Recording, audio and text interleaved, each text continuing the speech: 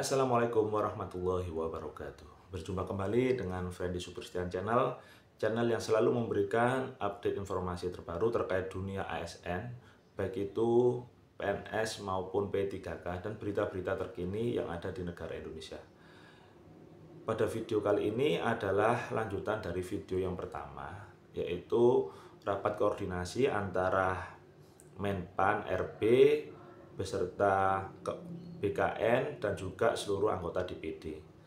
Jadi simak baik-baik, di sesi kedua ini adalah sesi tanya jawab yang akan dilakukan oleh seluruh anggota DPD kepada Ibu Menpan dan Bapak Kepala BKN.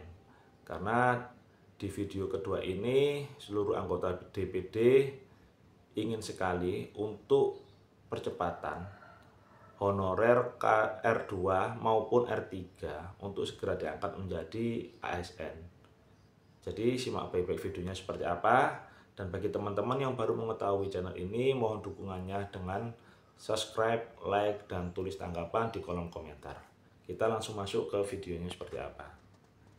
Setelah diskorsing, maka sesuai ketentuan pasal 246 ayat 4 Peraturan DPD RI nomor 2 tahun 2024 tentang tata tertib rapat kerja dapat dilanjutkan.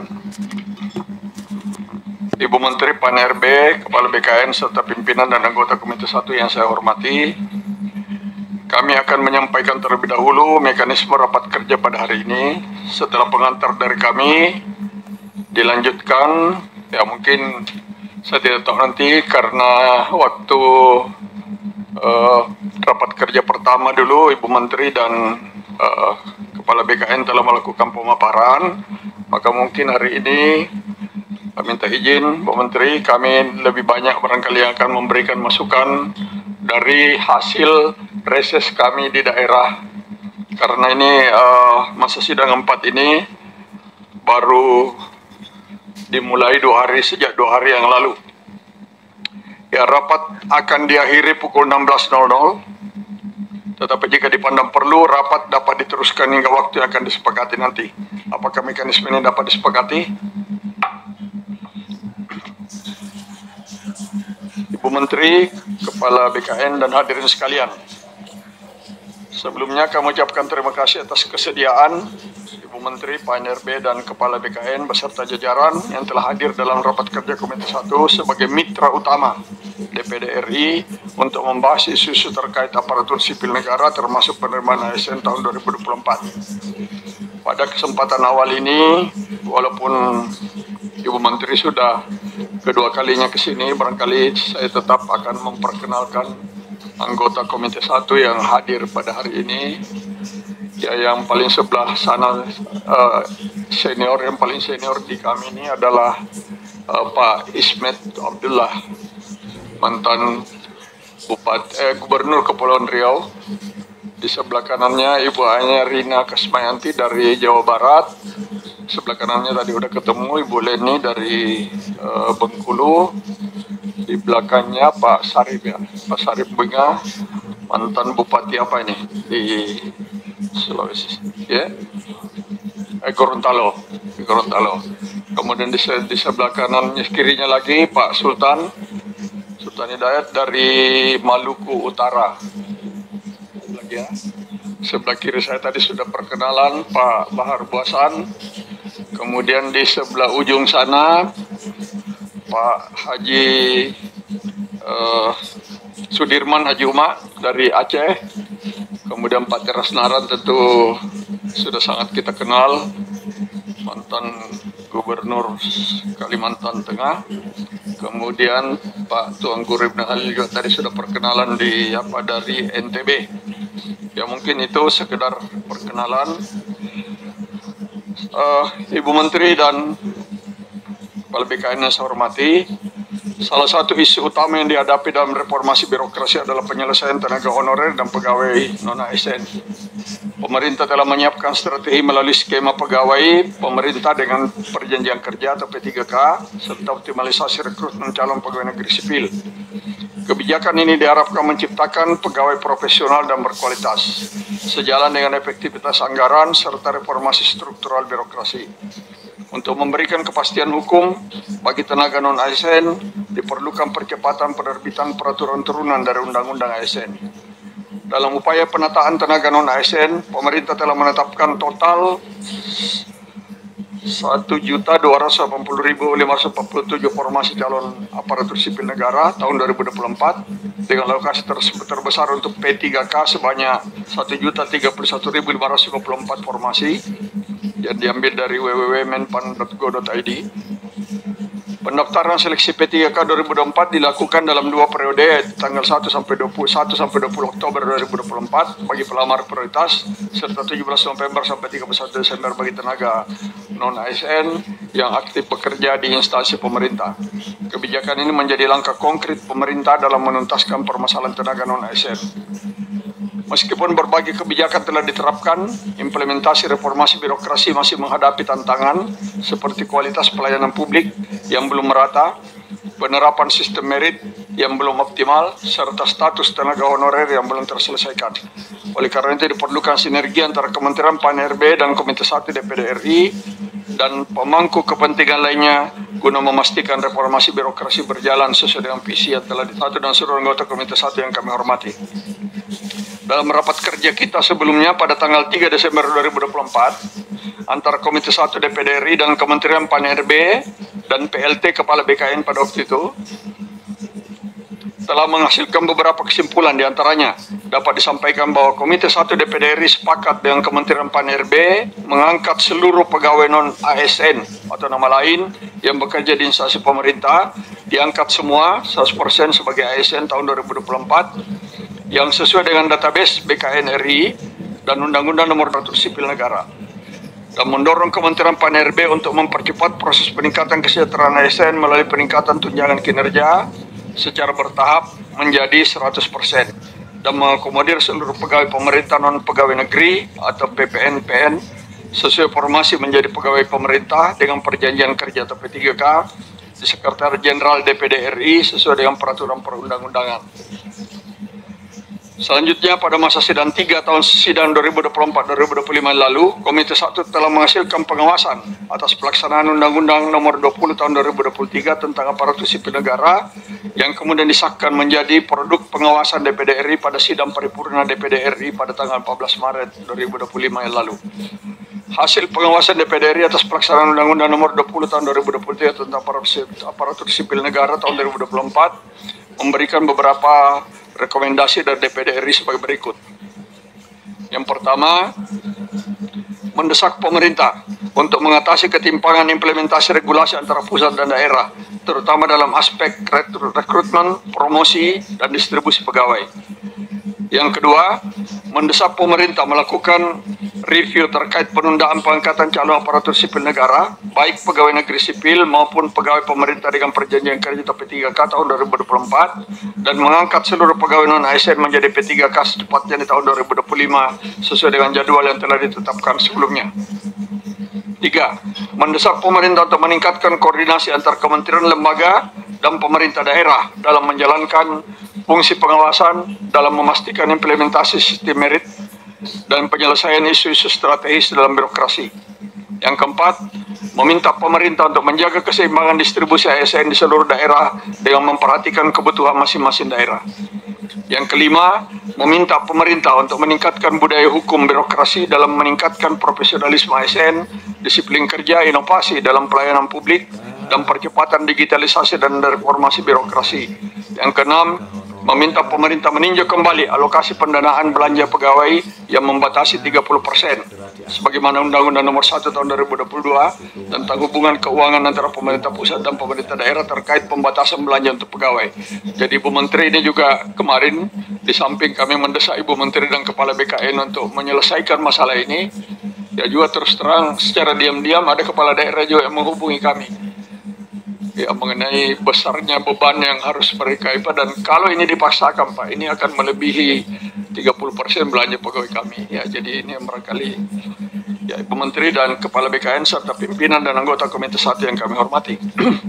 Perkembangan terbaru mengenai rekrutmen ASN dan P3K, Menteri Sekretaris Negara Prasetyo Hadi bersama Menteri Pendayagunaan Aparatur Negara dan Reformasi Birokrasi Ibu Rini Widiantini dalam konferensi pers bersama Jakarta 17 Maret 2025 mengumumkan percepatan pengangkatan ASN dan P3K yang sebelumnya direncanakan tertunda hingga 2026. Ya, kami ucapkan terima kasih ini, Bu.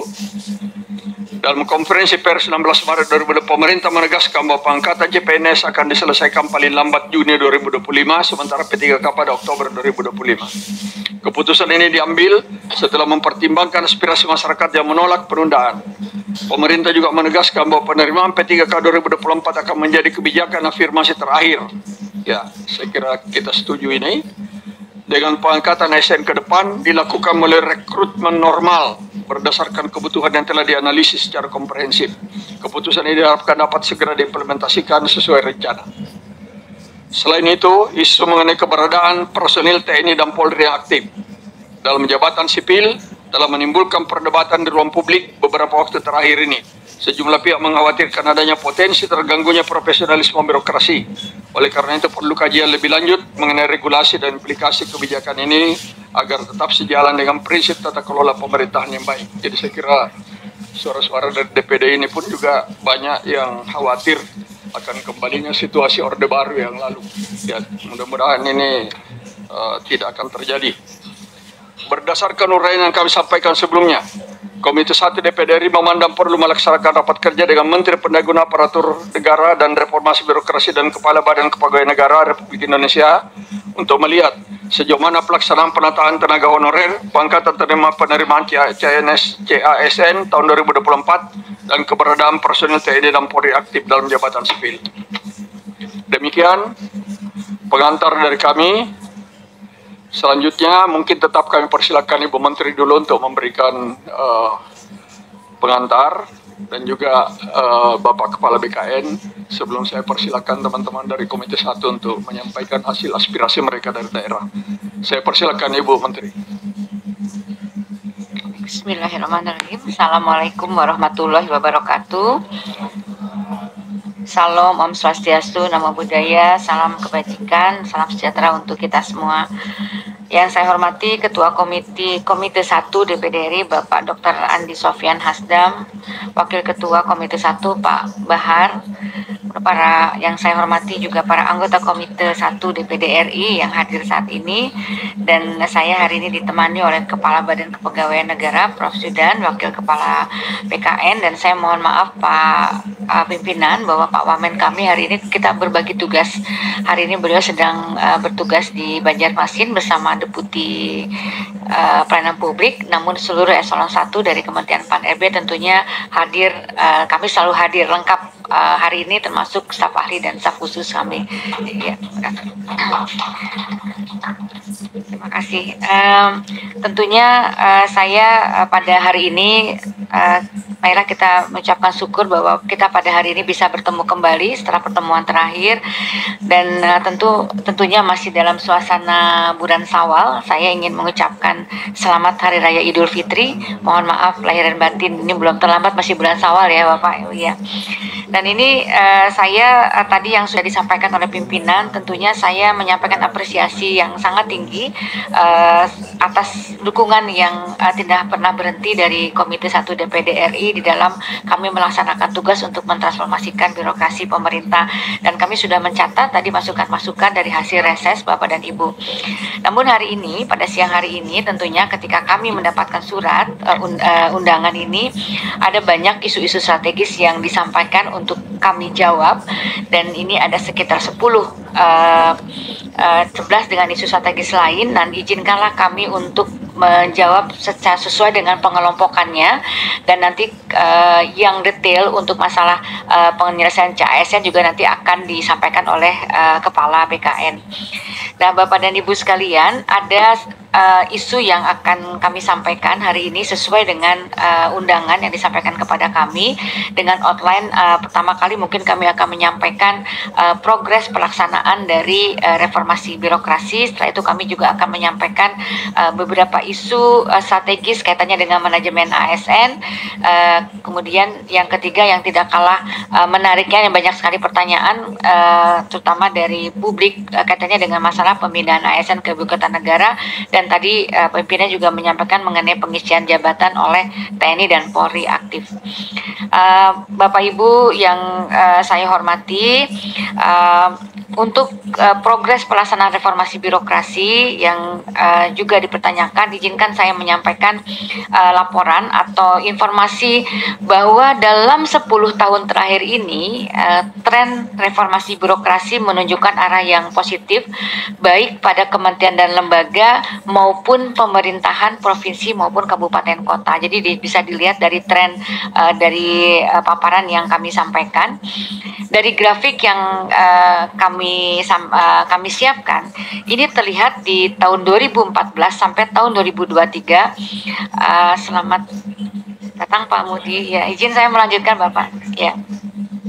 Jadi saya ulangi, mungkin sejak tahun 2014 sampai tahun 2023, capaian indeks reformasi birokrasi tentunya mengalami peningkatan.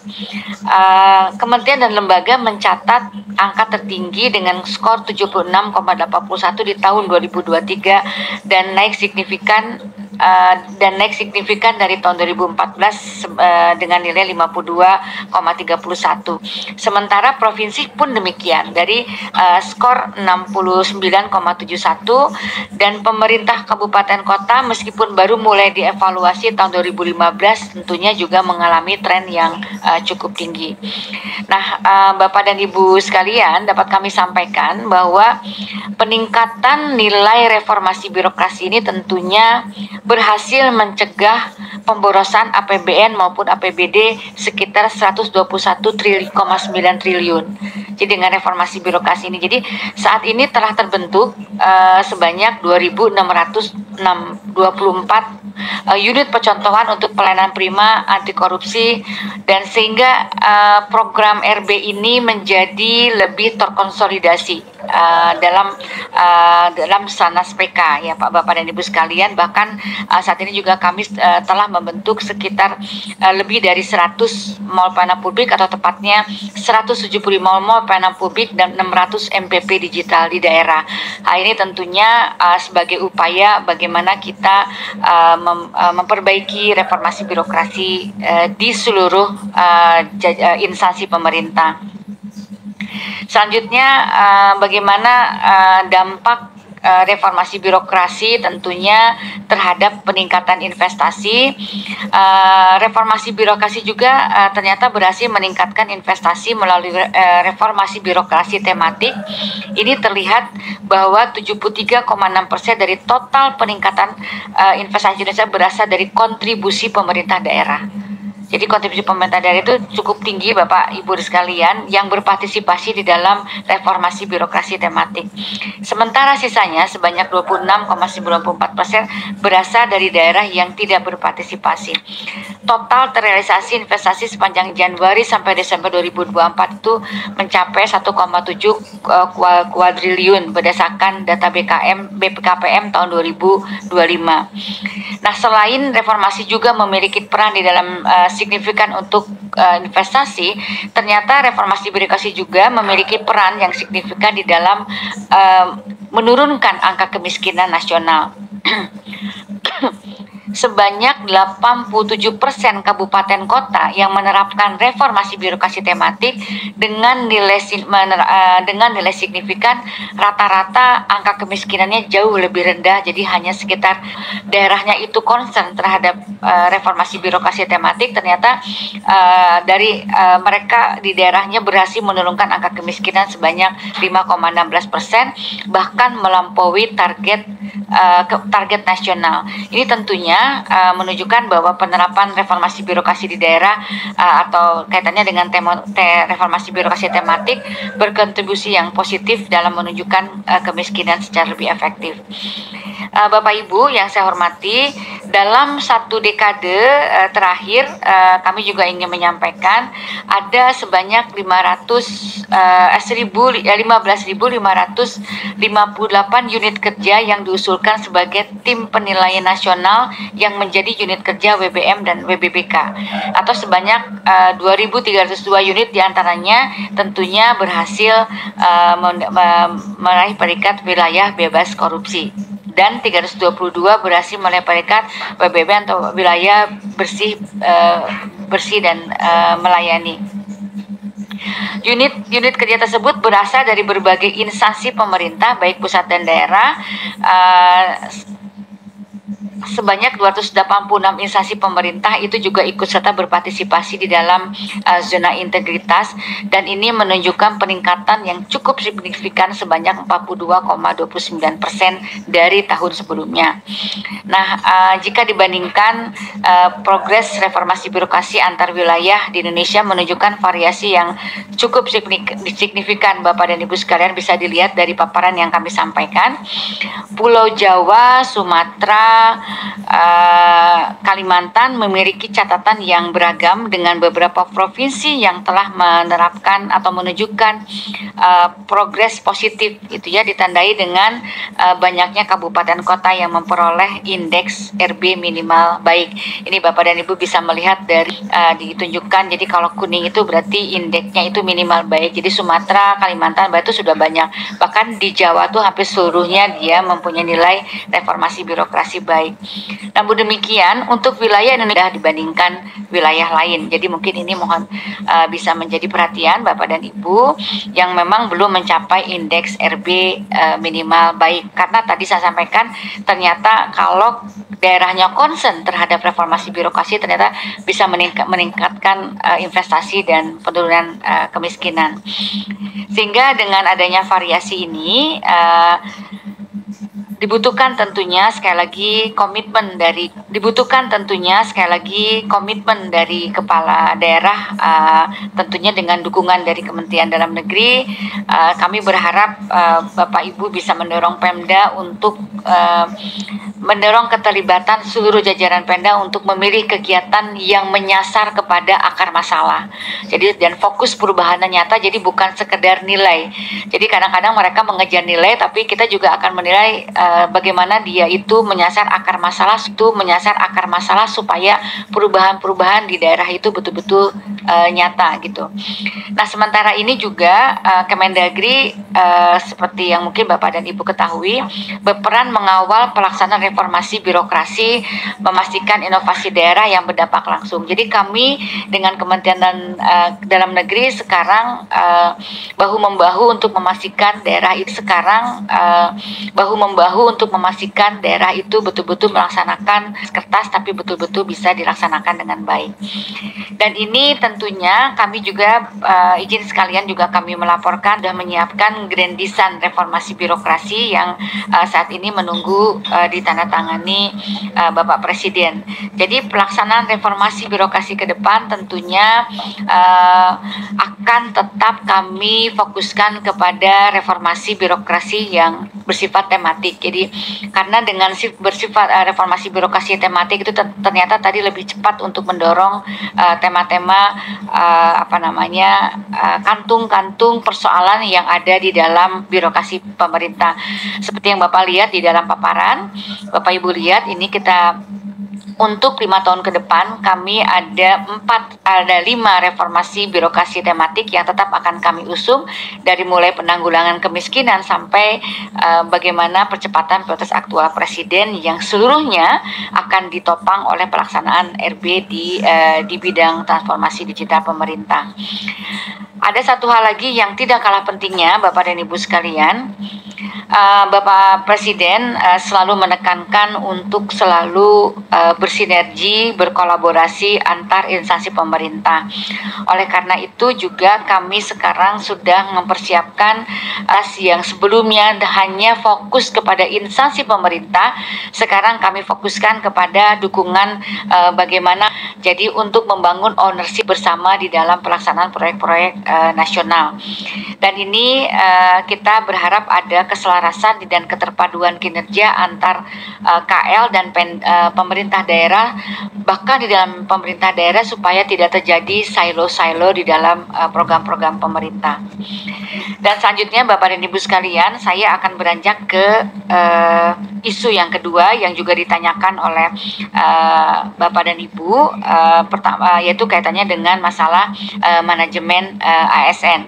Tadi juga disampaikan oleh pimpinan bahwa untuk untuk manajemen ASN tadi seperti sudah kami sampaikan bahwa pengadaan ASN ini dilaksanakan berdasarkan Undang-Undang Nomor 20 Tahun 2023, yaitu juga dilaksanakan jadi CASN seleksi ini memang didasarkan pada undang-undang, termasuk seluruh aturan-aturan teknis dari mulai PP sampai kami pun sudah mengeluarkan beberapa peraturan Kementerian PAN-RB untuk memastikan bahwa pengadaan ASN tahun 2024. Kebutuhan ASN tahun 2024 bisa juga sudah disampaikan dan juga pernah saya sampaikan kepada Bapak dan Ibu, total kebutuhan CASN-nya itu ada sebanyak 2,3 juta, dan formasi CPNS tentunya dibuka untuk pelamar umum, fresh graduate, digital talent, diaspora, dan formasi khusus daerah yang tertinggal yang lulusannya berdasarkan nilai NAB dan peringkat terbaik. Nanti termasuk formasi P3K yang diperuntukkan bagi pelamar prioritas, termasuk dalamnya ex-THK2, non-ASN yang terdata di data BKN dan aktif bekerja di instansi pemerintah. Dan nanti mohon perkenan pimpinan nanti akan hasilnya akan disampaikan oleh Kepala BKN. Kami juga yang menyampaikan tadi dari pertemuan yang lalu memang kami diminta untuk tentunya menyelesaikan status kepegawaian non-ASN. Namun dengan dari paparan yang kami sampaikan, saya juga ingin menyampaikan kepada Bapak Ibu sekalian bahwa sebetulnya pemerintah itu sudah sangat konsisten sejak tahun 2025 untuk bisa melakukan atau membendung pengangkatan non-ASN dan kembali menata sistem kepegawaian secara nasional. Ini dimulai sejak tahun 2005.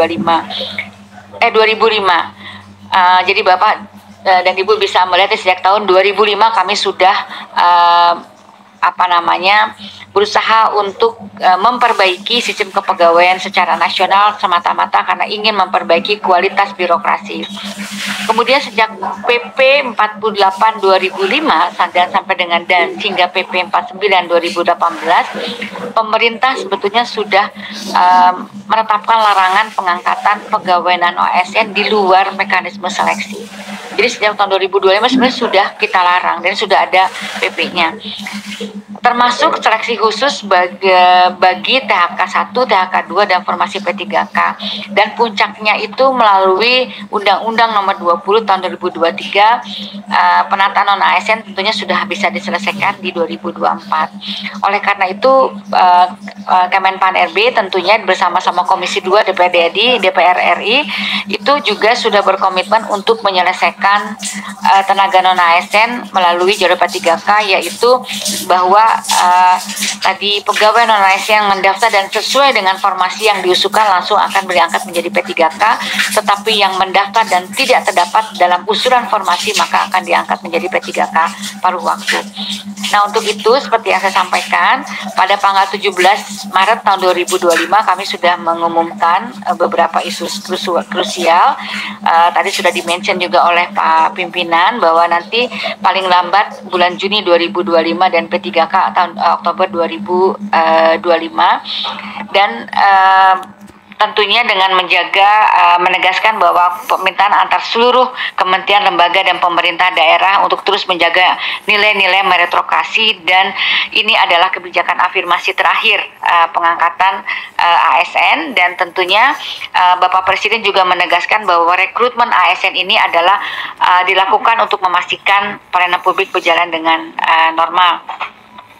Bapak dan Ibu sekalian, nanti Bapak dan Ibu bisa nanti mendengarkan bagaimana hasilnya.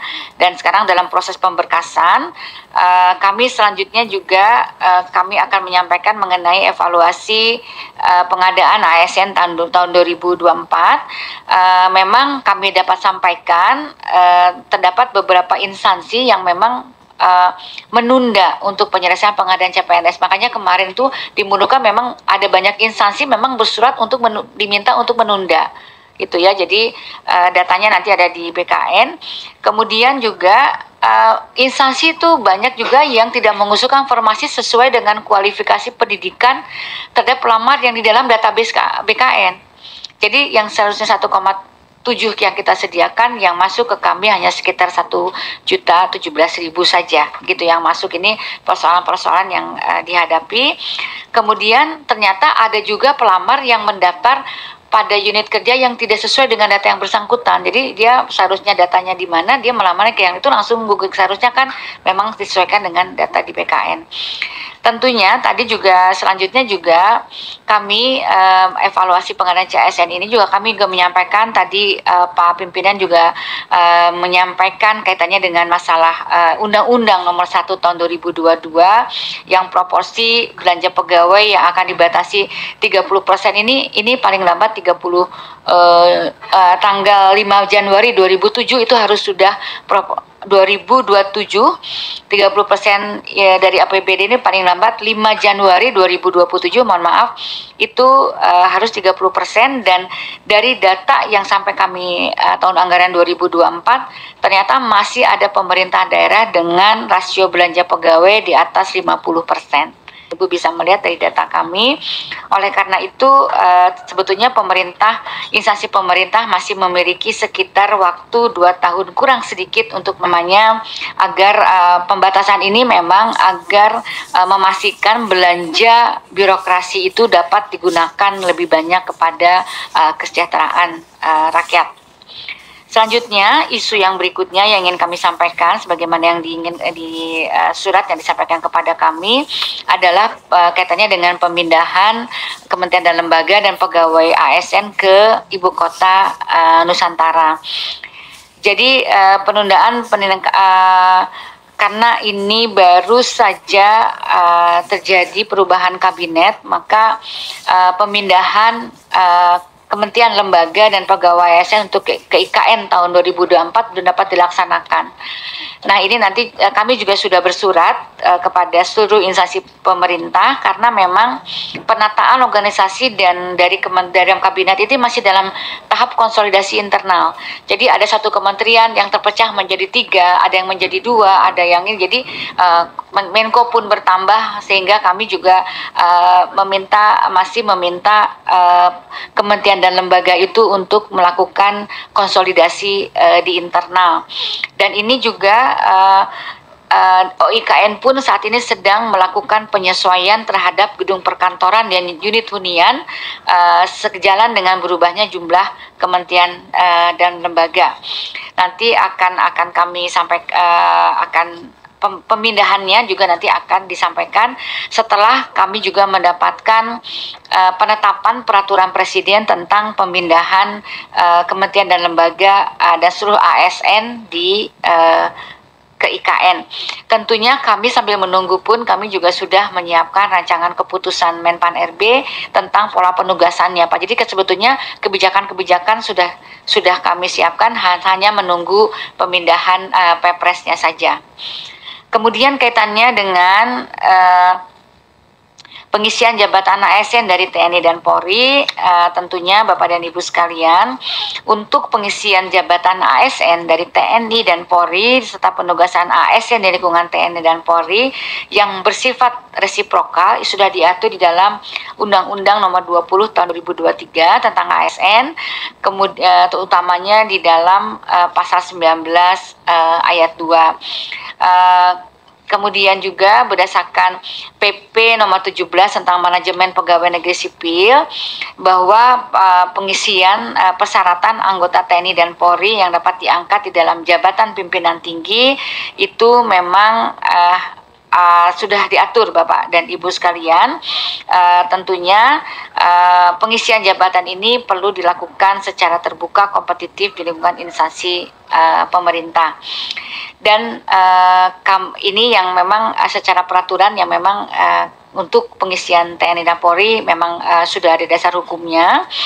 Dan selanjutnya Bapak dan Ibu sekalian, untuk mensosialisasikan kebijakan-kebijakan Pan RB, kami tetap mempertahankan program Bisa Tanya kepada kebijakan Pan RB. Setiap hari Selasa kami membuka konsultasi untuk kaitannya dengan sumber daya manusia aparatur.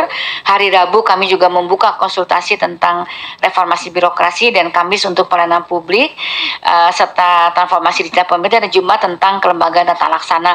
Bapak dan Ibu bisa mencatat nomor-nomor di sini untuk ingin menanyakan informasi yang berkaitan dengan kebijakan-kebijakan di lingkungan Kementerian Pendayaan Aparatur Negara.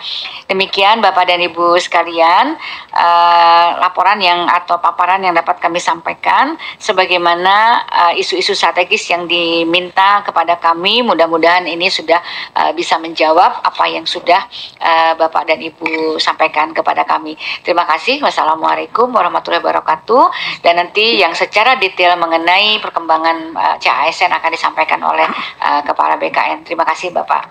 Ya, terima kasih Ibu Menteri atas pemaparannya, dan teman-teman semua saya sampaikan bahwa yang disampaikan Ibu Menteri itu sebetulnya menjawab pertanyaan kita dari pengawasan kemarin.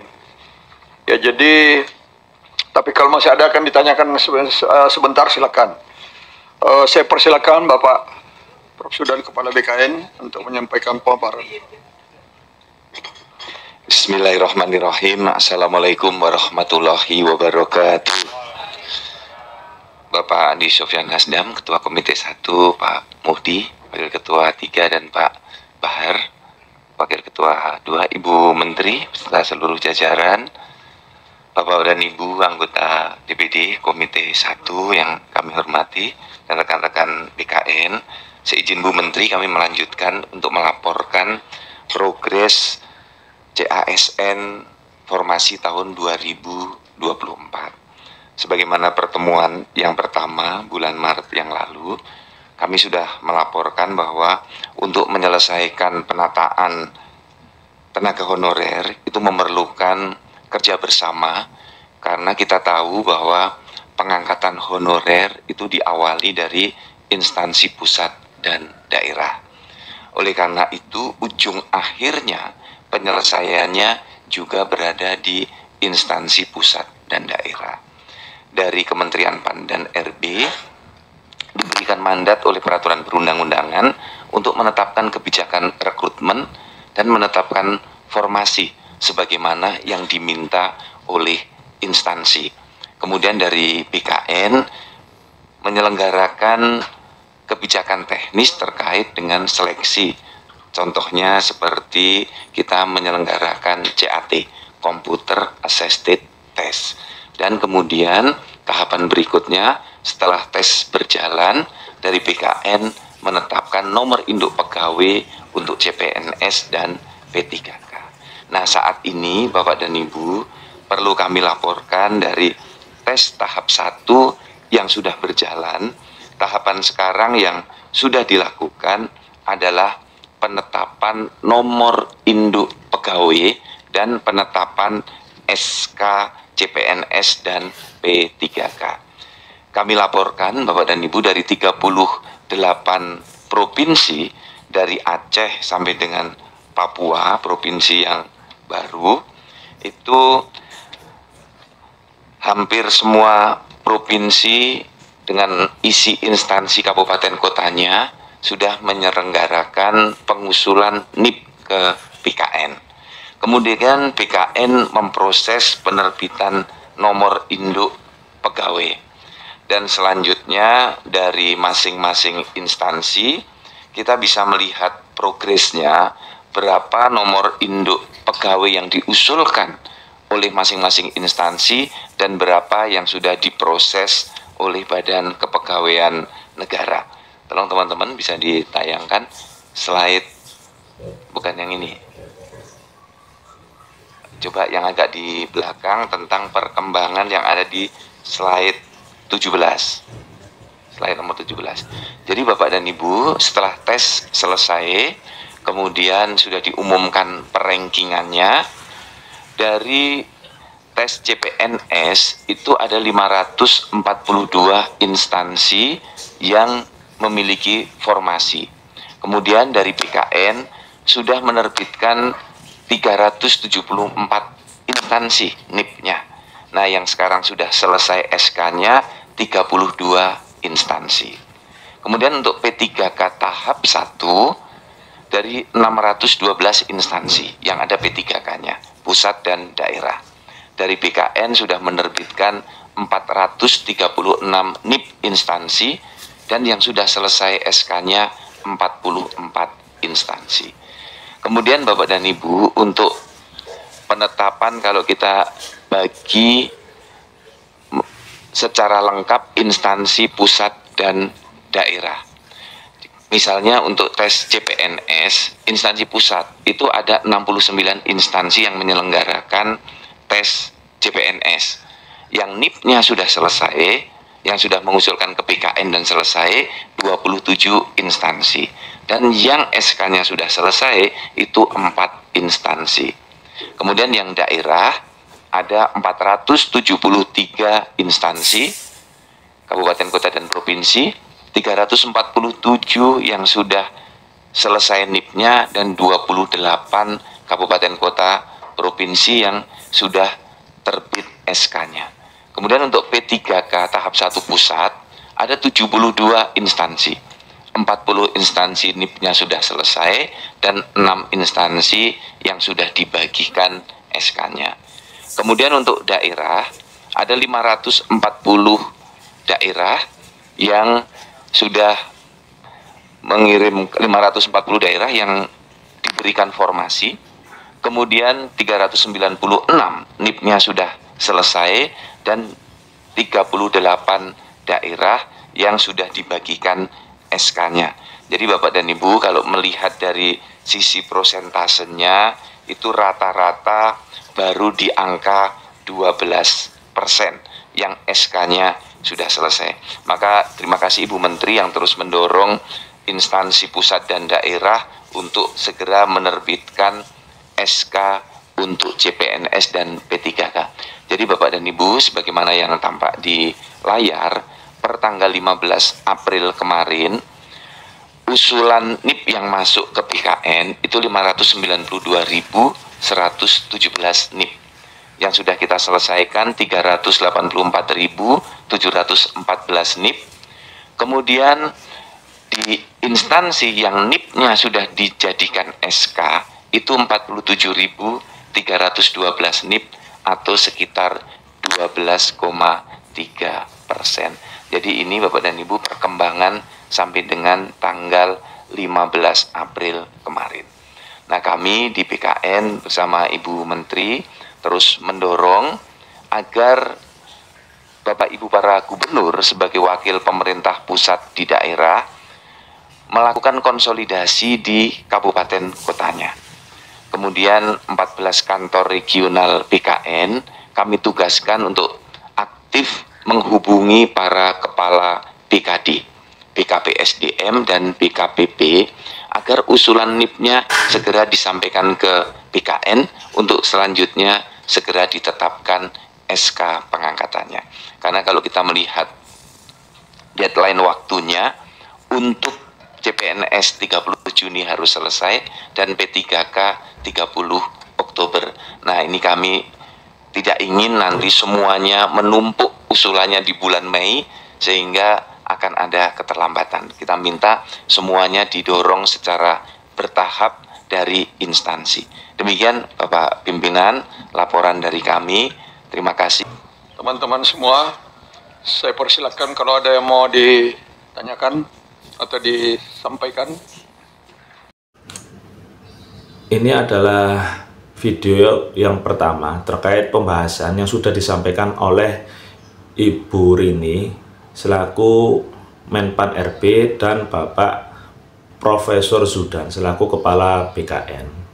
Untuk di video berikutnya adalah sesi pertanyaan dari seluruh anggota DPD. Jadi simak baik-baik untuk video berikutnya seperti apa.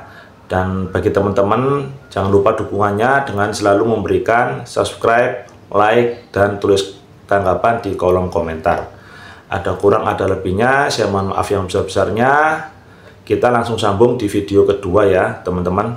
Saya akhiri, wassalamualaikum warahmatullahi wabarakatuh.